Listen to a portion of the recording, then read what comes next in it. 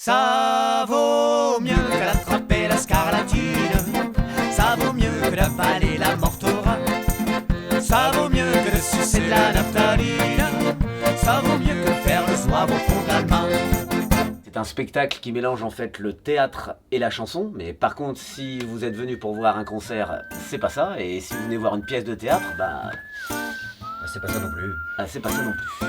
T'es plus jolie que jamais, sauf le cœur, ton cœur n'a plus la chaleur que j'aimais. Il bat au rythme du fric, il vit à l'ombre des flics, il ne dit plus aux copains, ça va, ça vient. Toutes ses bontés passées, ses exploits, il compte comme un huissier qu'on lui doit, même s'il n'a plus la chaleur que j'aimais. T'es plus jolie que jamais, sauf le cœur. Les Chante tes morts, c'est qui nos morts? En fait c'est les chanteurs qui nous ont émus.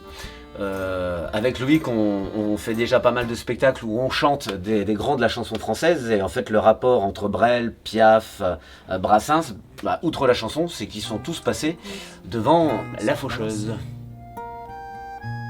J'aime les gens qui disent et qui se contredisent sans se dénoncer. Tous les amoureux de la chanson française s'y retrouveront quoi. Alors c'est un spectacle qui est drôle, qui est plein d'humour noir, avec un brin de loufoque et un brin d'absurde. C'est moitié à côté. J'aime leurs petites chansons, même s'ils passent pour des cons. Non, c'est des chansons qu'on a l'habitude d'interpréter de manière assez différente en fonction du public, en fonction du lieu, en fonction de l'ambiance. Bon.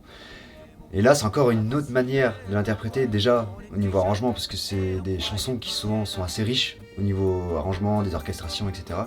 Donc on a avec seulement une guitare, un accordéon et une percussion, on fait déjà ce qu'on peut, et puis surtout on joue aussi sur le fait de nos rôles qui sont bien distincts pour donner encore une couleur différente à ces chansons et l'interprétation de ces dernières. Tout nu dans ma serviette qui me servait de paille, j'avais le rouge au front et le savon à la main. Dans ce spectacle, on retrouve du coup deux personnages, donc une faucheuse complètement débauchée, alcoolique et fonctionnaire, face à un défunt qui refuse son sort. Et entre les chansons, il y a beaucoup de débats philosophiques qui mêlent aussi quelques points de mythologie. C'est en fait un spectacle où, sous des airs un peu burlesques, on a vraiment des pensées... Des pensées vraiment philosophiques entre deux personnages qui sont amenés à repenser leurs croyances pour réfléchir sur le sort de la vie et de la mort. Justement, ça amène à dédramatiser sur le sujet qu'est la mort. Ça, c'est intéressant. Wow, wow.